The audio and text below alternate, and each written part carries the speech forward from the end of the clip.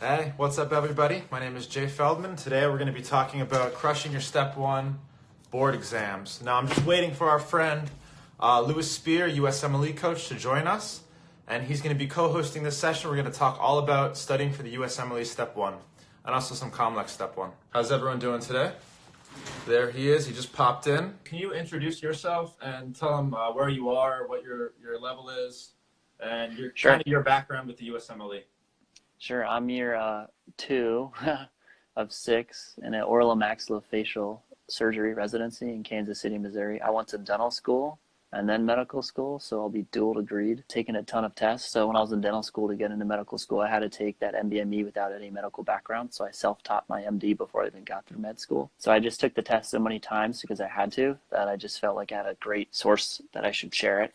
So now I've shared it, and people have used my resources and have got good results, so it's just organically growing. So at this point in time, although my residency is crazy, if I'm on a clinic week, I'm able to devote some time to helping people. Otherwise, that's really it. So what I'm doing with my little thing here, you can't really see, but I have my little computer over here. I do my little work here where I just create lectures, and then I give them live, or I have some other medical students, maybe somebody like you, if you're interested in it, where they can give lectures to other students who are struggling with that weaker foundation. Because like I said, if you have a weak foundation, first aid and the Kaplan, I mean, they'll help, but it's really hard to do it all and just read, like you said, it's not, there's a lot of holes. So let's see. Let's start off. Let's talk about some of the resources that you suggest using studying for your USMLE Step 1. So I think your med school should somewhat have prepared you to build like a foundation. And then I think there are good books. Kaplan has some good books, as well as first aid. They both have good books, but it's the whole package together that will really mean a lot. So I think important resources is definitely first aid. And if you do have extra money in your budget, using Kaplan. But if you don't have a good foundation, it's going to be hard to really learn any of these. And those resources may feel kind of overwhelming. Yeah, absolutely. So I have the Step 1 here. And this is like, it's basically the Bible for studying your USMLE Step 1, right? They revise it every year and put all the new information in there, and you pretty much live with that book for the first 2 years. What would you say to students? For example, me, I think it's smart when you're starting your first year to not use the school resources at all, as little as possible, and to stick to standardized resources so that you're basically getting as familiar as possible with this Step 1 book. So when it comes to test time, you have a little bit of an advantage over your classmates. What would you say to that? I think that's a good point, but I definitely think a lot of professors, depending on what school you're at, may tailor the test not based off the board scores, but whatever they may like, which is somewhat unfair. Yeah. But I think realistically, a long-term, anything is always going to win. So if you have a long-term approach to studying for the boards, just doing a little bit every now and then during years 1 and 2, I mean, that book won't feel overwhelming, that first aid book, because you've gone through it before. Yeah, absolutely. And a lot of medical schools are pass-fail. So even if that professor makes it a little bit more difficult to pass a test if you use the Step 1 instead of their materials, I think in the long run, you can't argue with for that. Pass-fail, absolutely. Yeah. No, I completely agree for pass-fail. Is one of the most important things to getting the residency that you want, especially that Step 1. So yeah, I agree. That's a little trick that I think worked. I did it myself. I kind of nicked all of the PowerPoints that they sent me first year to try and read over, and it was just it's like a material overwhelming. It's too much. I think people that try and stuff too many materials down their throat end up not doing as well. So the question is, what was medical school's years 1 and 2 intentions? You would think. Right? I feel like we could create one realistically that wouldn't, I feel like a lot of students don't even go to class anymore because the rate of learning, the educational experience, none of it's really there. Like it's not. And then you can do other things that are standardized resources. I think you'll be better off. Yeah, I'm actually curious to see, or in 20 years, like how this may evolve, because I really don't know anyone who's going to do really well who will go to class and follow somebody who is boring. Yeah, virtual anatomy labs.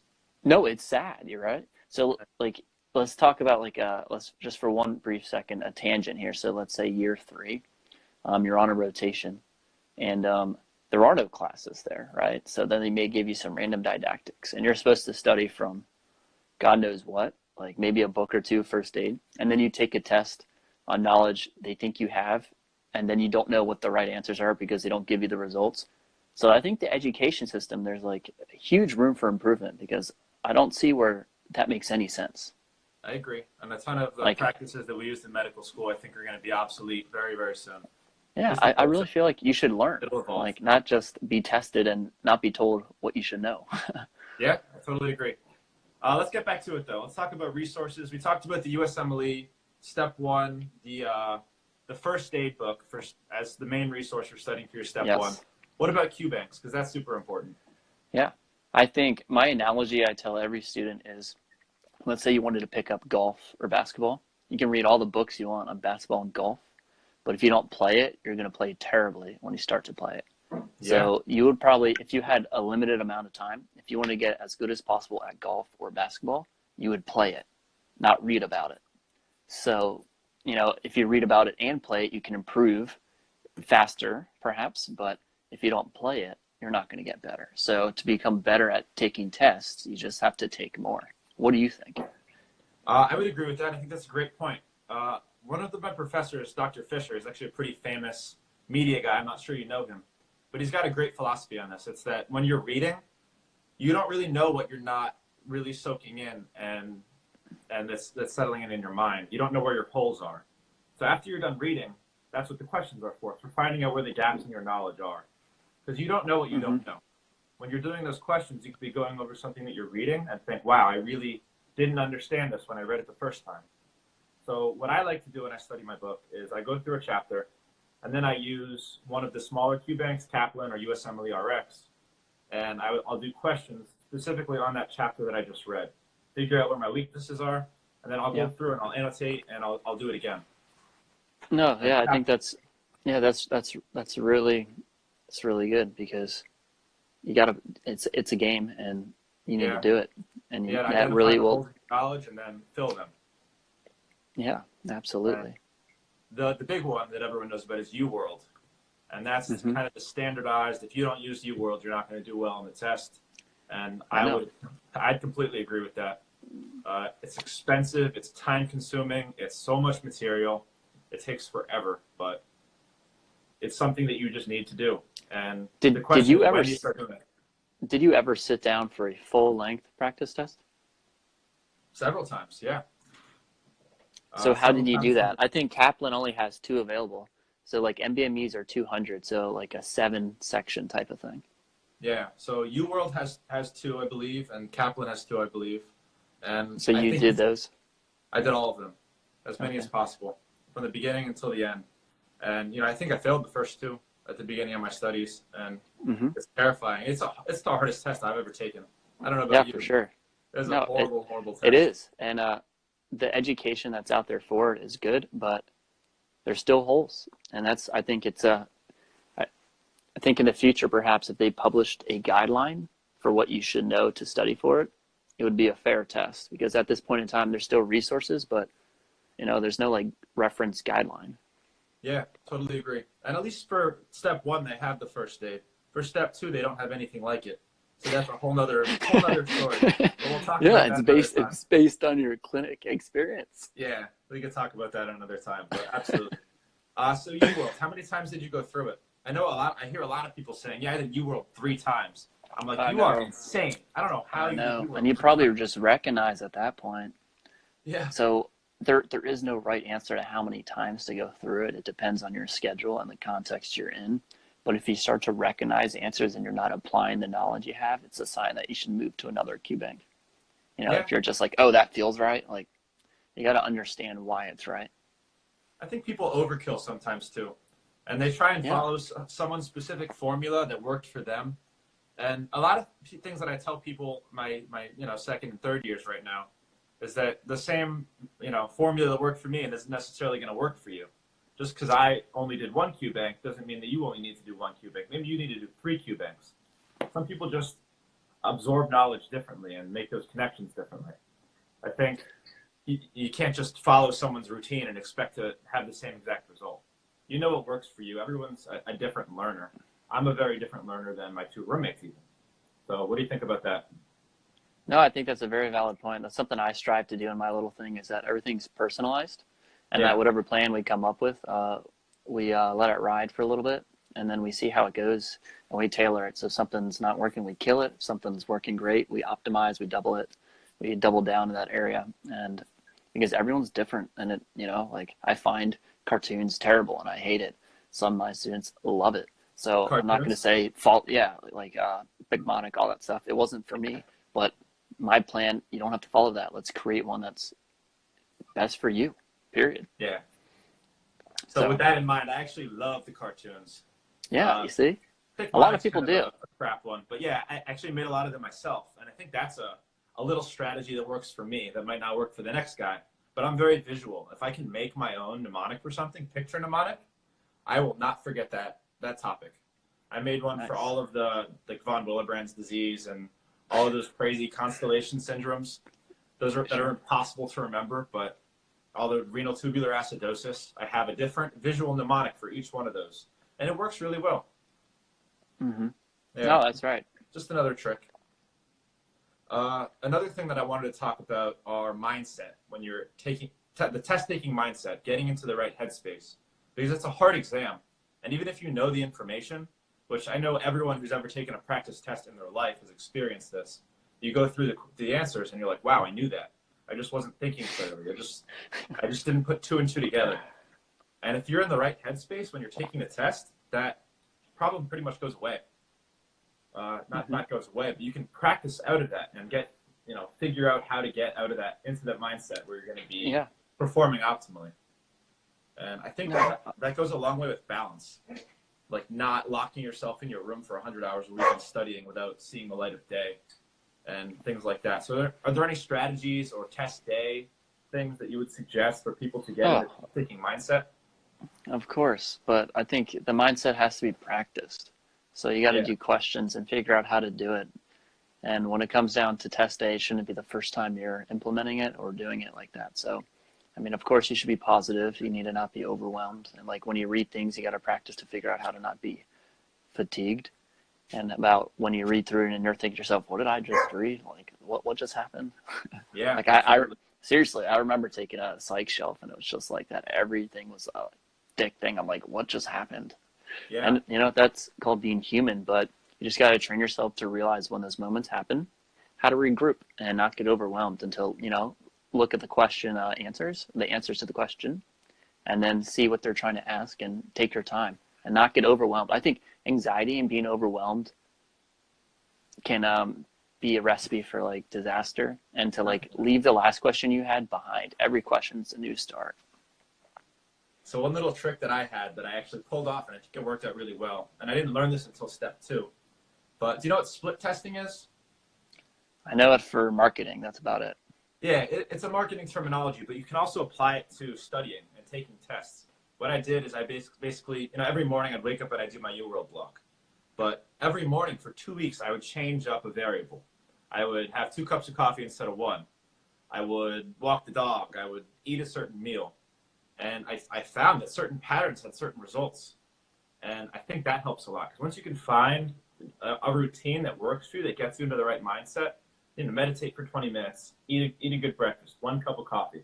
I did better every single time. No, I think that's really good. I think that's really, really good. I can even write that. Switch it up. Yeah. For sure. And figure out what's good for you. Figure out how to get into the correct mindset. Because I think the mindset is half the battle.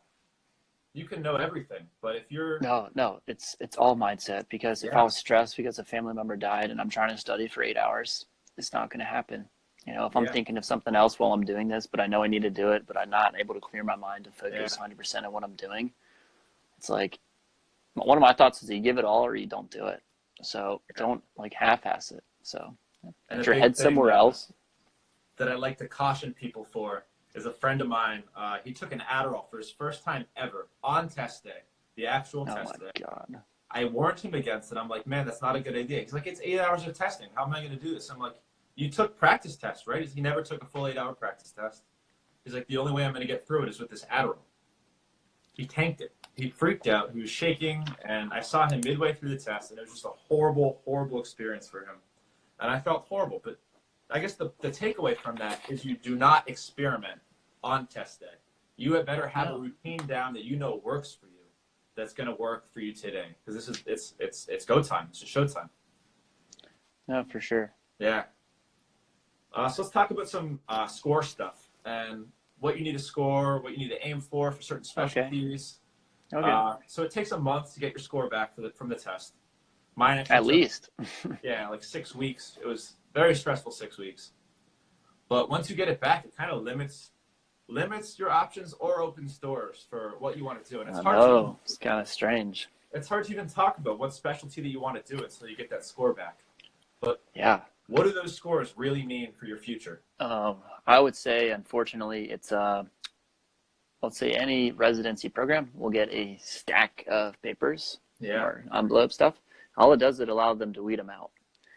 It's an arbitrary, what you can say, it's an objective tool for them to weed out. That's really all it is. It doesn't mean that you'll be a better doctor or worse doctor or a more compassionate doctor. Unfortunately, it is the other tool because schools are pass-fail for them to weed out people who were willing to sacrifice time and energy to study for an exam. That's really all it is. Yeah. But you said it right on the dot where it separates, one option from another based on your score. And that's why step 1 is, I think, more important than step 2, because then you now during years 3 and whatever, you can choose your electives based on where you potentially could get in, make you a stronger candidate, and so forth. So, I mean, you're right. So you need 240 pluses to get into the quote unquote most competitive ones, which the last I've heard, it probably changes year to year. It's like, what do you think? Plastic surgery, neurosurgery, and dermatology. Plastics. Yeah. The big ones. Yeah. And I think those stay pretty consistently up there. Neurosurgery. Yeah. But yeah, absolutely. And the residencies that actually learn that they put a filter on their computer. As soon as those applications hit the desk, they click a button and anything below a 230 just drops off their list. It's a scary thing. And maybe not, 230 is not the number for everyone. Maybe for a family of pediatrics, that number's 220, 210. But yeah, if you don't score above that threshold where they cut you off from their applications, then you really don't have much of a chance. And it's very scary and it's a little, I don't want to say unfair, but it's terrifying. If you don't score that score, that's it. You have to there's always a way around it, but that's like the unicorn. If you know somebody, you can totally get into the door, but it doesn't. At the end of the day, the score gets you into the door. It doesn't get you in, gets you into the door. And if I had any tips for anyone as to what I should be aiming for score-wise, if you want a super non-competitive specialty like psych or family or peds, aim above 230 because none of those programs are going to cut you off under 230. If you're aiming for something highly competitive, you need at least a 240 because I think they're probably going to cut off everything under a 240, at least in the most part. They won't even look at you.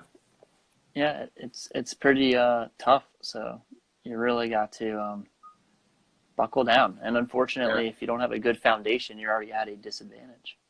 Yeah, absolutely. Anything else you wanted to add? Any insider tips and tricks?